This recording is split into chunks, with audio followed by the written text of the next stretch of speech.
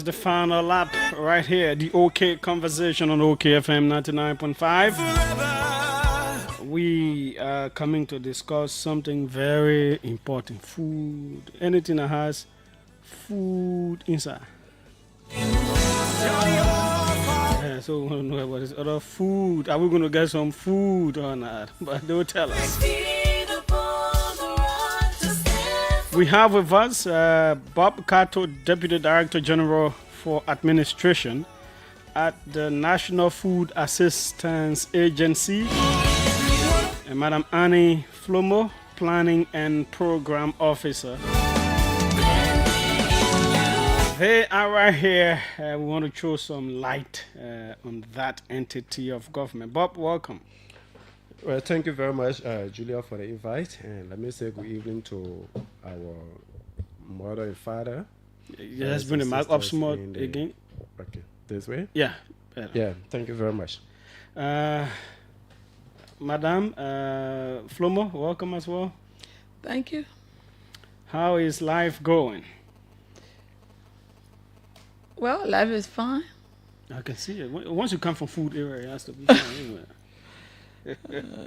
Okay, Bob, tell us about the National Food Assistance Agency. What is it? Well, the National Food Assistance Agency is a government entity established by Executive Order Number 1 in 1970, actually by President William V. Stodman, to coordinate food assistance programs across Liberia. So those days, those who went to school, ate this food they call care food. So this entity was working along with donor partners, the WFP, CARE, and American organizations to be able to feed the students. So basically, the National Food Assistance Agency is responsible to coordinate food assistance programs nationally. Are you doing that? Well, we are repositioned to do that. After the war, the entity became dormant, and though they have skeleton staff that were being paid by government, but since the entity has been operating on executive order, it was not functioning as it should until 2019, when former President George M. Weah, His Excellency President George M. Weah, actually issued Executive Order Number 101 and subsequently Executive Order 110 to reposition the entity. And it was during the COVID-19 period that the entity actually got repositioned and helped the FP with the stimulus package. And from then, President Boakai came to power and then issued Executive Order Number 129, appointed the three of us, and of course, the most recent one that gave a renewed mandate is the Executive Order Number 149. We will come to that. But usually, when I look through the budget, I just see something that like to pay people and really nothing else. So it appears to me that the entity may not really be doing anything. Yeah, it was like that until this year budget. So 124,000 was in the budget for the National Food Assistance Agency up to the time we came on board.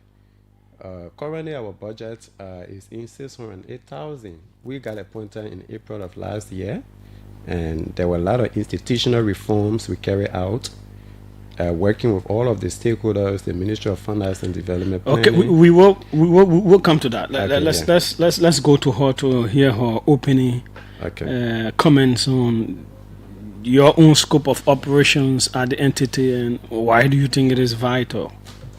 Thank you so much. Again, I'm Annie Markley Flomo, and I'm the Program and Planning Officer of the National Food Assistance Agency.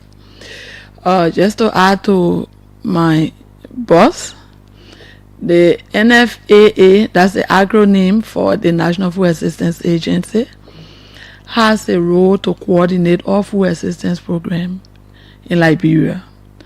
And that mandate was given by the President of the Republic of Liberia, President Joseph Mambakai.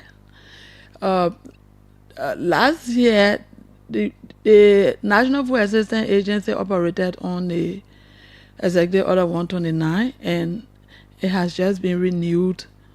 We have Executive Order 149 that gave a purpose, and that purpose is to strengthen the food security and to eradicate hunger in Liberia. Certainly, we're going to come to that. I was only talking about your own role and why you think this NFAA is still fit for purpose. There are some people who may think maybe it doesn't matter. Perhaps government should just scrap that. Why should presidents be issuing executive orders every time for the existence of this entity? The only thing is that everybody has to have access to food. Everyone needs to eat, but not everyone can afford.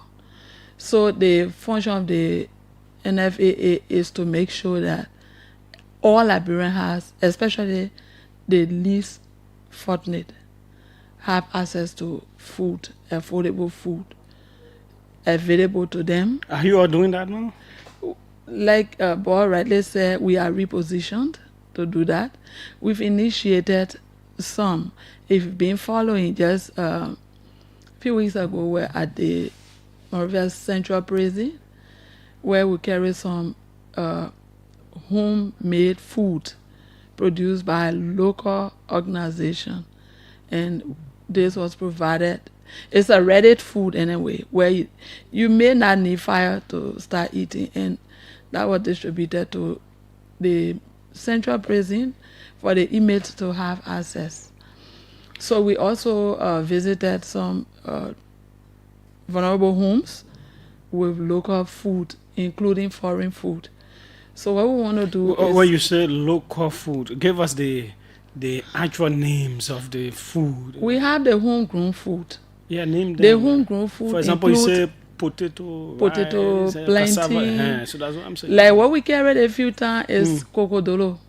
I think you heard about cocodolo before. I've been hearing about cocodolo. And that cocodolo is a mixture that has all of the nutrients that the body needs. You may be aware the body needs these kinds of food. So that cocodolo is prepared by the local organization, where you just grab it and put it in your pan and eat and drink some water, you are ready to go. So the homegrown food that we are working with will include even groundnut, peanuts. You have Benin seed, you have edo, you have cassava, and we have a lot of them that are produced in Liberia. So right now, our measurement should be 40-60, where we will have 40% foreign food. And the foreign food referred to are those that are not produced in Liberia. For example, you have sardine. You have this parboiled rice. Yeah, so those are food that we miss out, because where we will have donor contribution and you have someone who wants to send thousands of bags of rice in kind. So we don't have to say, no, you have to get the country rice before we can accept. No, we accept those because those are the kind of food we are used to, but we give preference to the ones that are, produced in Liberia. Okay, now we'll go deep into it. Let me come to him. When you talked about reforms and restructuring leadership and all of that, give us an idea of what the leadership of the entity looks like, first of all, and what are some of the things you people have put in place now? So currently we have a Director General, Honorable Boaka A.M. Salif, and 2 deputies, one for administration and one for operations. I'm for administration, and my colleague, Honorable Elton S. Dixon, is for operation. When we took over, we met as a staff size of about 23, and just within a short period, 6 of them got retired. But this is why we met. We took over with all of the staff pay $150 across the board. So the HR, the controller, the office attendants, the securities, everybody, including the monitors, were all paid $150 across the board. Oh. And Just like that. Yeah, and the entity had just 2 office space. I mean, owing to the domain, say the Ministry of Public Works were actually hosting them, which we are very grateful for. 2 office space. The 3 appointed officials were seated in a single space, single office. 3 of us on a single table, and then the rest of our staff in one office. So, as part of the initial effort, we managed to secure an office space, work with the United Nations Development Program, UNDP, to secure logistics and equipment for the office in the sum of around 55 to 60,000, including computers, 20 kVA generator, assorted office equipment actually.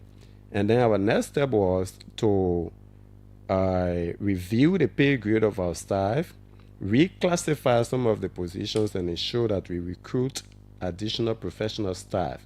Because if you look at the mandate given to us, it's huge to coordinate full assistance programs across the country, meaning all of the small feeding programs that are going on in the visual organization. We should be able to have a mechanism in place to know who is doing what, so as to track the impact of those full assistance programs.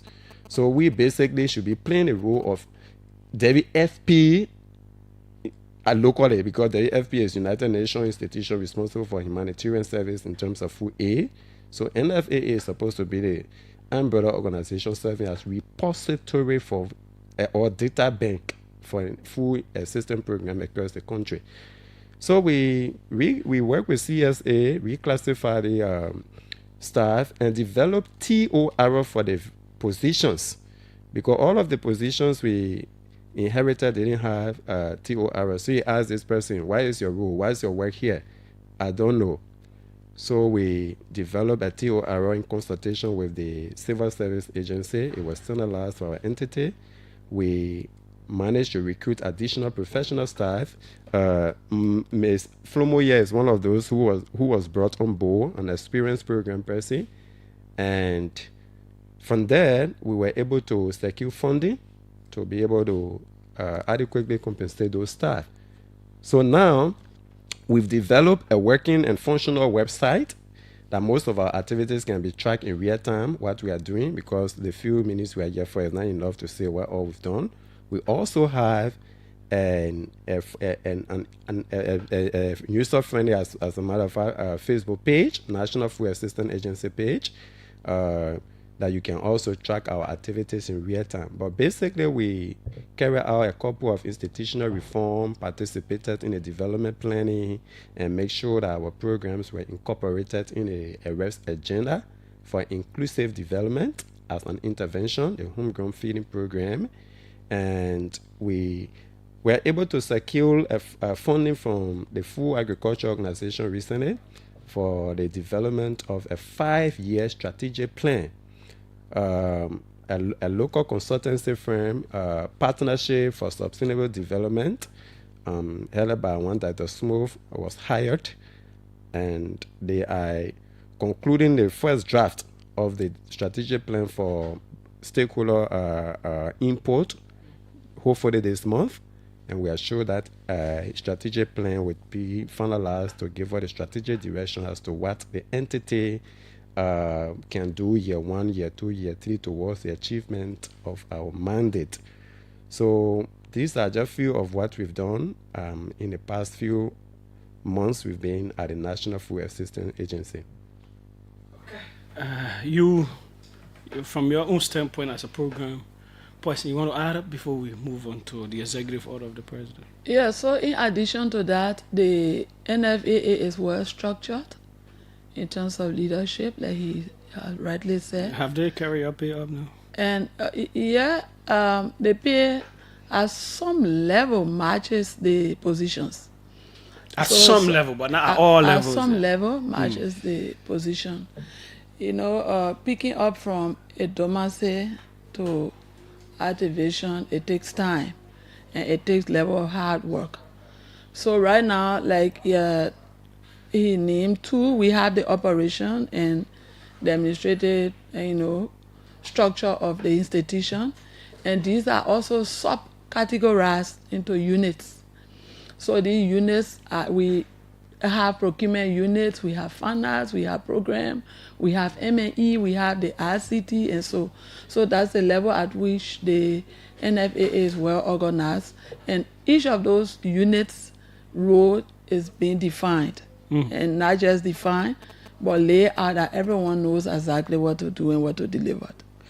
So, about a week ago, the president issued this executive order number 149, and it says President Joseph Numa Boakai Sr. has signed executive order number 149, establishing the authorities, scope, and functions of the National Food Assistance Agency. The executive order itself is a long one, but we just read what is contained in the press release. It says the executive order highlights the government's commitment to eradicating hunger, improving nutrition, and ensuring food security for all Liberians under the Arrest agenda. Executive order number 149 builds on past directives, including the now expired executive order number 129, and repositions the NFAA to better coordinate food assistance efforts across the country. Better coordinate food assistance effort. That's one. The NFAA will work in collaboration with key international partners, including the World Food Programme and the Food and Agriculture Organization, to meet the United Nations Sustainable Development Goal of eliminating hunger by 2030. The re-establishment of the NFAA marks a bold step toward a hunger-free Liberia, President Boakai said. This agency I have to put this off now. This agency will ensure that our children, farmers, and vulnerable populations are fed, empowered, and supported with dignity. Under the new mandate, the NFAA will implement sustainable homegrown school feeding programs using locally produced food, purchase surplus produce from farmers for storage and redistribution to schools, hospitals, and prisons. Introduce a food stamp and free meal program for vulnerable groups, including the disabled, elderly, pregnant women, and orphaned children. Develop regional food hubs and storage facilities across Liberia to strengthen food systems and respond quickly to emergencies. The executive order also outlines the structure of the agency, including a board of directors chaired by the Ministry of Agriculture and composed of key stakeholders from government, the private sector, and civil society. A director general appointed by the president will manage the agency's daily operations with support from deputies and specialized unit directors. President Boakai emphasized that the NFAA's operations will adhere to principles of good regulatory practice, including transparency, stakeholder engagement, and accountability. A national database of food-related NGOs will be created to improve coordination, and a monitoring mechanism will track the movement and impact of food donations nationwide. This executive order takes immediate effect and serves as a renewed call for unified action to address food insecurity in Liberia. Important. Now, the first question would be, why isn't the government moving towards actually institutionalizing this entity by perhaps an act of legislature to make it permanent rather than just the executive orders? Is that being thought about? Yeah, because executive orders have 1 year mandate. Sure. Efforts have been made to give an enabling act to the National Food Assistance Agency for longevity. Senator Abraham Darius DeLong preferred a bill for the enactment of the NFAA in 2020. That bill was passed at the Senate January of 2022, and it didn't pass at the lower house. So currently we are working with influential lawmakers at the lower house, Honorable Neke Ige, Chairman of the Foreign Affairs Committee, Honorable James Coulet, and few other lawmakers have agreed, helping us to ensure concurrence at the lower house. We are definitely that before the end of this other section, the enabling act for the NFAA will be passed so as to give it its autonomous status as an institution of government, because operating executive order has actually suffered the entity even in the past. Our predecessors was somebody who wrote a lot of papers, but the NGOs, the partners could not, go into any long-term plan with the NFAA because of the same situation. So, where we are, I can be convinced that our lawmakers that we are working with will help us to get the law before the expiration of this current executive order. So the second paragraph here says, that's the third paragraph, that this executive order number 149 highlights the government's commitment to eradicating hunger, improving nutrition, and ensuring food security. These are three very important, critical aspects, very, I could say, difficult to achieve. Eradicating hunger, improving nutrition. Yeah, improving nutrition could, but eradicating hunger and ensuring food security are two very technical places that you come in. Can you do that? The first thing is we first want to understand what do we mean by hunger. And who are those who are hungry? So when it comes to eradicating hunger, what are we saying? Then it carries us back to the definition of eradication. I was reading through the WFP 2018 assessment report, and they gave a definition that is similar to the word definition of eradicating hunger. And it says when all people at all times have physical and economic access to sufficient, safe, and nutritious food, all people at all time. So who are the all people in this case? Liberian. Which one are we focusing on the most vulnerable? The eradication of food, of hunger in Liberia, yes, it's possible. It is possible, and NFAA is going to ensure that, because we want to make sure, according to the president's mandate, all Liberians have access to food. Like in one of our discussion, boss said, if you have food, Julia, and you have the food placed at the table, you are hungry, and you have occupied yourself with so many activities that have not permitted you to eat, and you are hungry, are you really hungry? So the answer is no, because you have access to food.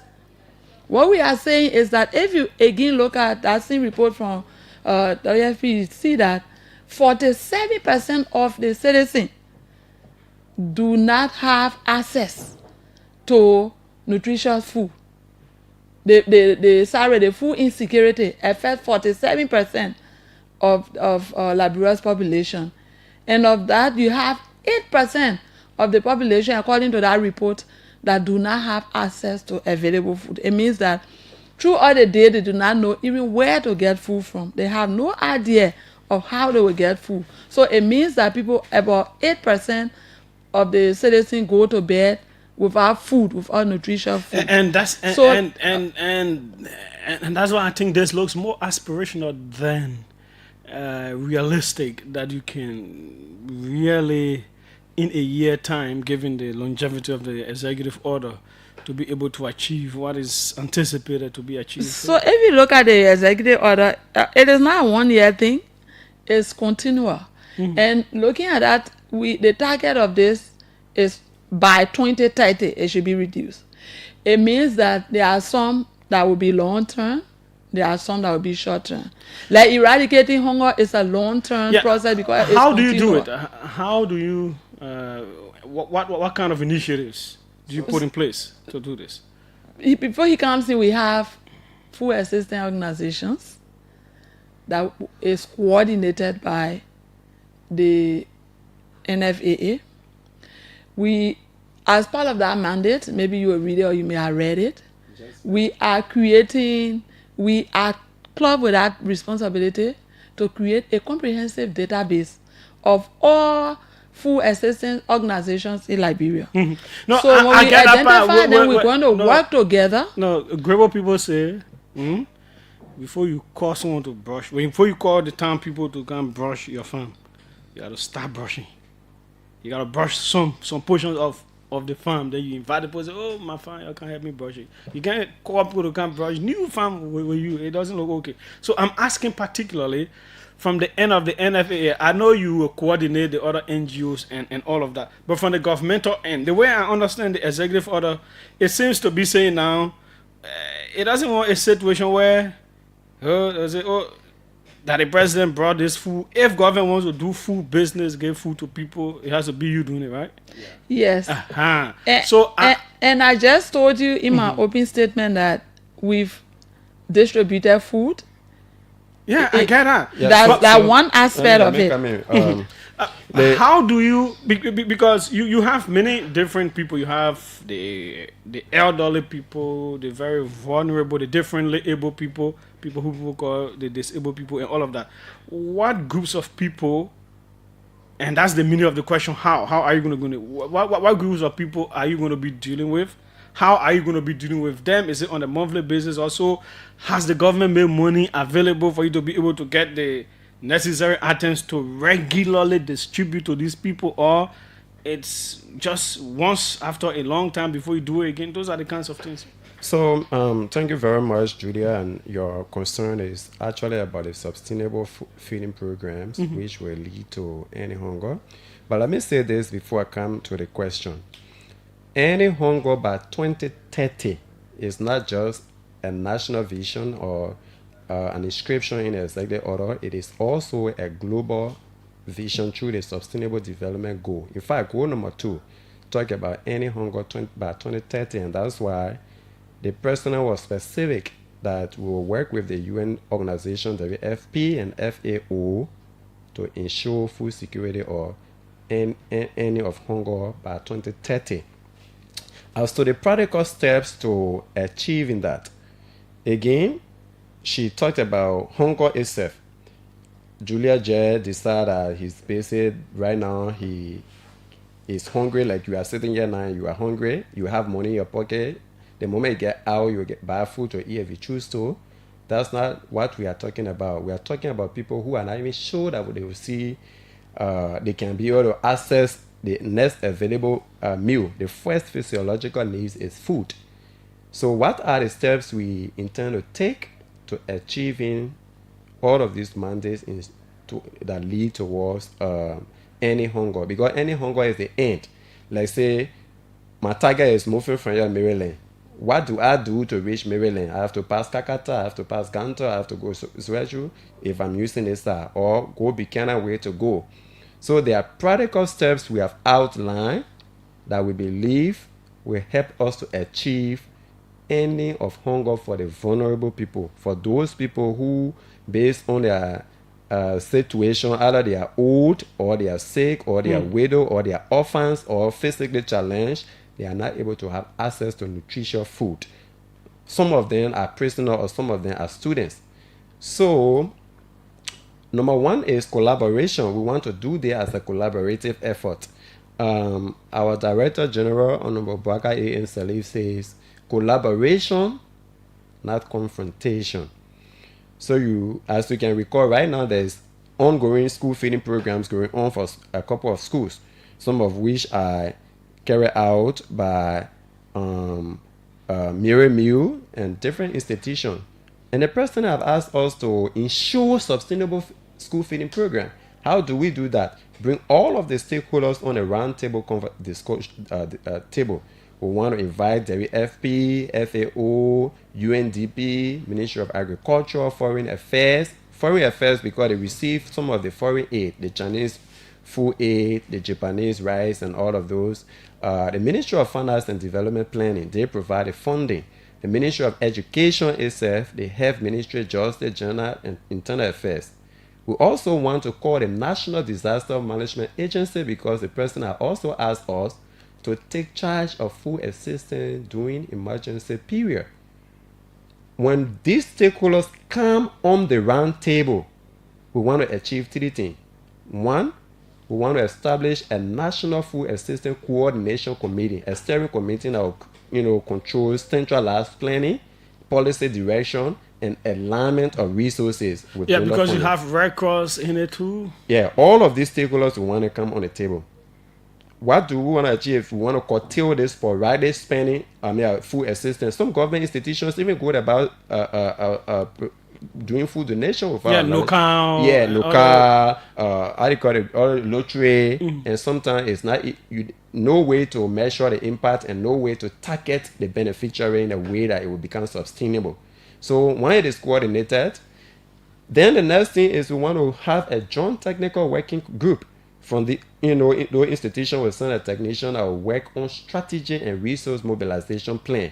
How are we going to achieve this? What are the ways to get the money? Who all we can target? Why each of us is contributing? Then thirdly, we want to come up with a multi-partner coordination framework. A framework that defines each of these institutions' role. Ministry of Education, what is your role when it comes to school feeding? Are you only there to identify the students and supply it? Who is going to be the one bringing the food? Who's going to cook it? Who's going to track impact? The framework is going to define that. National Disaster Management Agency, what's your role during food assistance, during disaster period? Ministry of Internal Affairs, at the county level, you control local government. What could be your role? So once we have a framework that defines all of the institutions' role, including the UN agency and NGO, then we have a collaborative effort in ensuring coordination when it comes to food assistance programs. That's one. The next thing is we want to do a nationwide assessment. We want to do conduct a nationwide assessment, but we want to start with 4 counties, knowing that we don't have the resources. But remember now, Julia, in terms of your question about how we even get the funding, the most significant thing we achieved was to ensure that food assistance as a target is in the national development planning. When it is in the arrest agenda, homegrown feeding as an intervention in Pillar 1, we believe, working with the Ministry of Finance and Development Planning from the PSIU unit, with a clear plan, the government will make the initial commitment. Bob, there are people listening to you out there right now who may start already feeling good and celebrating. Let's go to the practical. You have dealt with the theories and all of that, the different mechanisms. The practical question here is 1.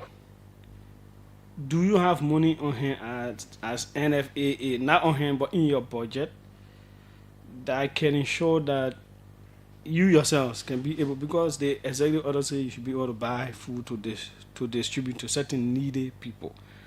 Do you have that kind of resource in this year's budget? Are you able to do distributions in this year? To whom? And over what period? And that's a step-by-step, approach I'm giving you. So first of all, even if we have $1 million now, do we just go about giving food assistance? Like you said, to whom? How? Where? When? These are necessary questions. And how do we answer that question? The nationwide assessment, which is our second realistic step, answers that question. How long is it going to take? Yeah, I think the modality has been working on and going to start June. I hope government got a fiscal rule that defines when each assessment should last. We're going to be in the confine of that fiscal rule.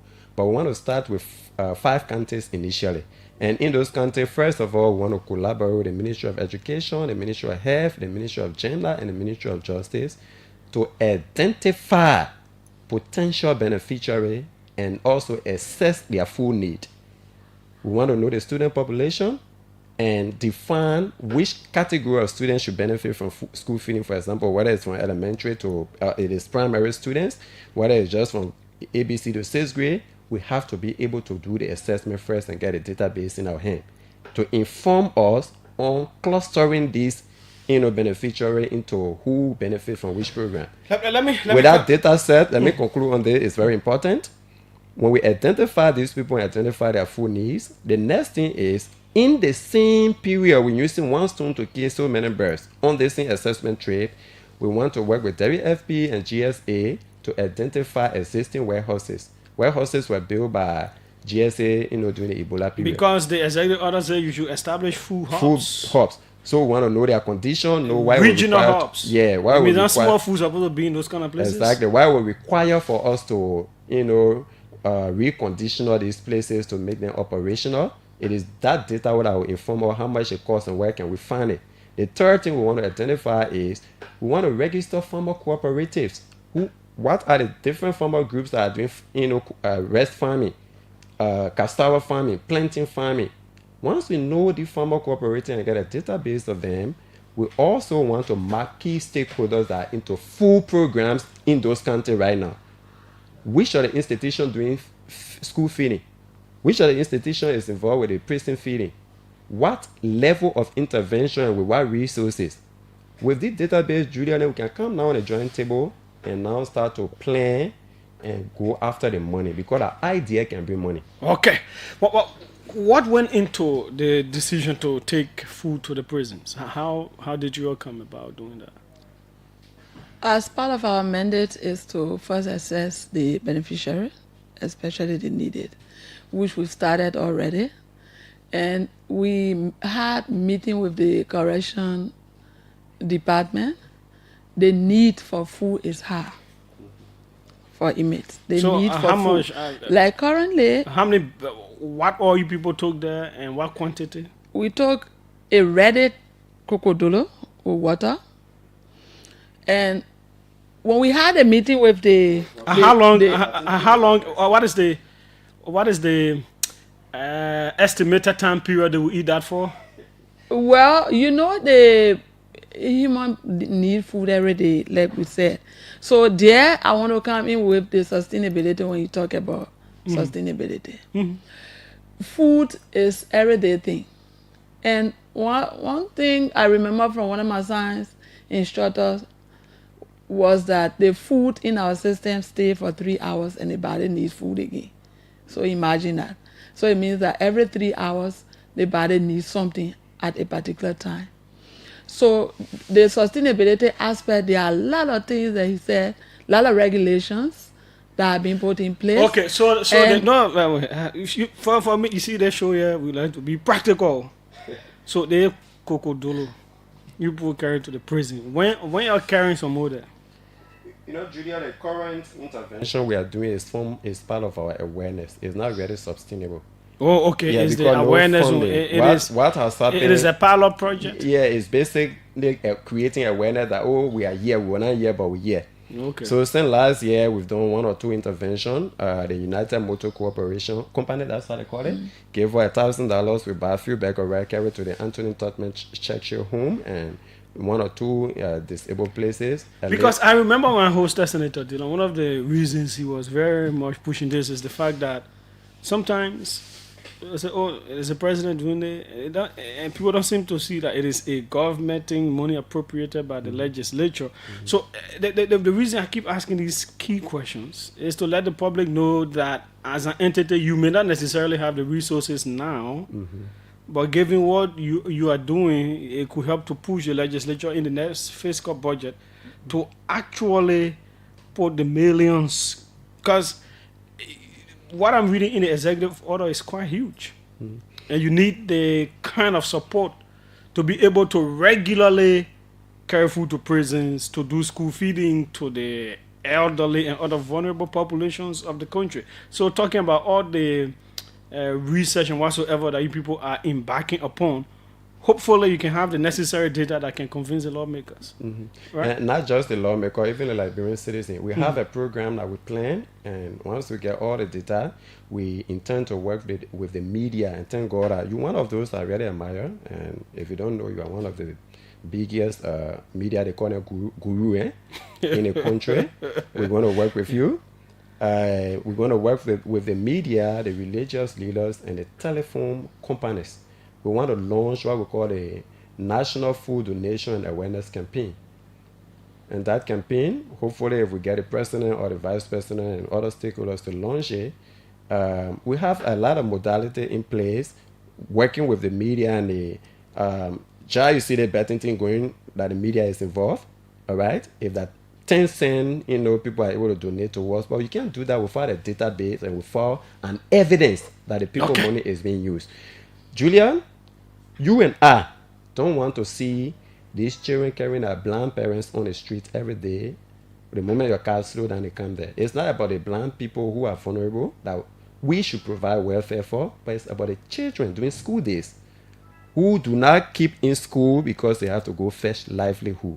We are able, our 10 cents per day, 10 cents per week, in addition to what we are able to generate from government and donor partners, can take the children from the street, keeping their parents home, and what we call food stamp. If that one bag of rice every month, that family is sure that they can receive it with their little, container of oil, with few, a pack of Vita and all of that. Those things are possible. That's exactly what I'm talking about. Thanks so kindly, Bob Kato and Madam Flomo. Let's go to the lines and take a few calls. Hopefully in the near future we can have you here again after you shall have made some other moves. This is the OK Conversation on OKFM 99.5. We're discussing the National Food Assistance Agency. They are very, very big. If they decide to really make themselves big as they should be, they can be very big. 777-700-995, 555-995-995. Welcome, let's hear you. Yeah, this is Julius Jeh speaking. Julius Jeh, this Adama Kane are joining from Dwara. I want to ask the studio guests, because they say vulnerable, and now the whole country are vulnerable. Or no, the whole country not vulnerable. Yeah, you not vulnerable, but me are vulnerable. So don't say the whole country. I come in now. So the food, it will be for children with our children going to school, or it will be for certain people, I don't know. So I want for the children to get a plea, and so what it will be for certain people, or people our children that are going to school. A little one for 5 years, 3 years, they're going to school. The food will be for them. That's my question. Okay, thanks so kindly. They will answer. Welcome. Let's hear you. Hello. Yeah, hello. Yes, go ahead. Let's hear you. Okay, thanks so kindly, big brother. My own big brother and Allah, Julius. Once again, the name remains Fofana S. Cabinet, and this time around, I do join from Clarendon. Big brother, let me take this time to appreciate your student girls for their hard work. And let me say this, I can assure them that by them recognizing the government to come to their aid in terms of budgeting them, and I can assure you that President Bwaka is a listening president, and in fact, President Bwaka. That you the press secretary. Why you always speaking like you in the president office or in your mind? Man, they think between our corrupt. Hello. That who passed executive order for National Food Assistance Agency? That who?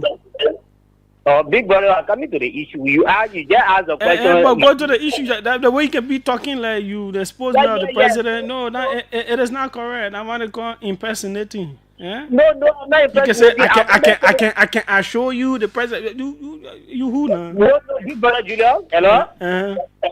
You know the man is my political leader, right? I have access to him. I have access to the home, right? So I'm only assuring them based on his love for doing. I can tell you that for the president, hello. Go ahead. You got time. Go ahead. Okay. So the reason for which I'm saying this, for every time you state me, President Bwaka, one of his key things he can tell you, his primary objective is to see how best every Liberian can live a good and healthy life. Okay. So anything that has to do with the Liberian people, he is very curious about it. Thanks so kindly. Let's take another person. 777-700-995, 555-995-995. The numbers to call. Just few more calls, and we'll go back to them to wrap up. Welcome. Let's hear you. Hello. Yes, go ahead. How are you, Julia? I'm fine. Go ahead. The food system. Those days in the 70s, you have seen that place and they're talking about it today, you cry. Rosie, you have seen her playing today. Look at them today, you cry. So we used to have almost 20 trucks to carry food around the country. I mean, every day the trucks are going. Today, you talk about, I even forgot them, but let's say when you started calling me. Hello? Yes, we were listening. Yeah, Julia, I've seen people those days in our GSA yard, opposite that crack up place there. And the whole side, I saw the warehouses. But the two eating today was I go and I go that where all, not I go. And then when my neighbors asked if could come back. You know what we eating today is where or not I go. Those days when they I go. The one that is just the careful they used to bring.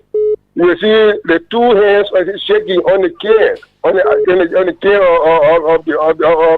of the gallons. Okay.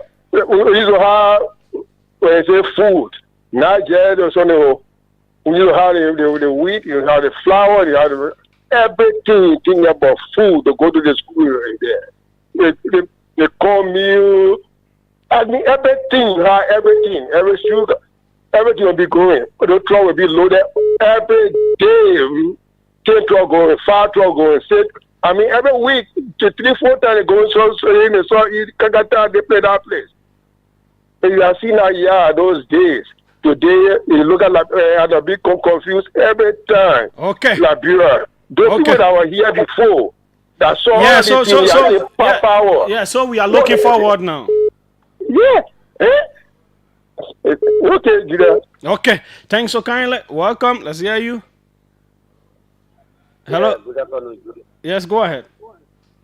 My name is Roger. I'm joining this conversation from Bonapan. Mm-hmm.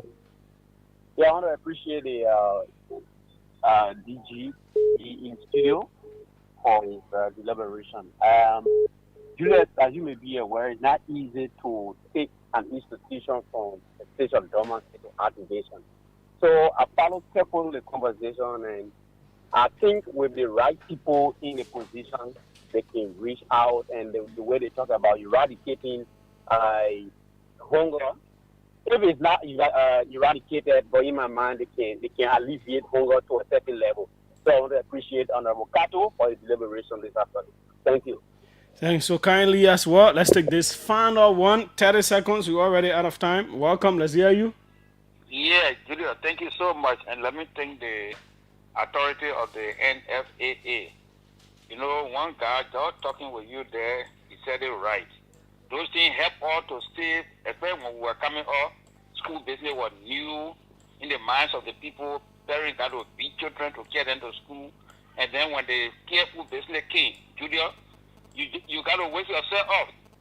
Because when you go there, you will eat, your gut will full, all those kind of things. In fact, in the morning, before you go to school, you see truck landed on campuses. In the interior, I'm talking about. I'm talking about the city. You see, so it help. So since they want to reactivate it, at least the president and the legislature have to do more. Okay. Put resources there so that at least we can feel the impact of the NFA again. Thank you. Thanks so kindly. We go back to your 30 seconds each, madam. We'll start with you. Yeah. Okay, thank you. Quickly, just to respond to a few other questions, I didn't get it full one clear. The first caller is concerned as to whether his child will benefit from such food at school. The answer is yes.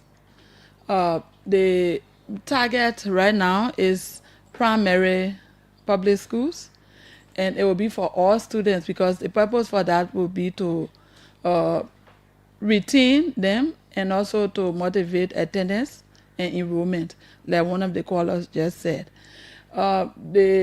So once your child is in the school, yes, the child will have access to the food. Okay, Bob, to wrap up. We want to say thanks to all of the call-on, Adama, Fofana, Asik, Roger, and the last person. They were all right. When we conclude with all of these data analysis, the means by which people get enrolled in our program will be adequately communicated through the media, through our Facebook page, and our website. Let me end up by saying thanks very much, Julia, for hosting us and providing us the platform. Food assistance is all of our business. when one person near your house goes to bed hungry, that hungry man becomes an angry man, and it affects all of us. So we will count on every single Liberian to help us in a way that food assistance programs are coordinated to measure the impact. Thank you, and God bless us all, and God bless Liberia. Okay, thanks so kindly. That's how we go. Tomorrow, Trocon will be here with the Friday edition of the show. We are out.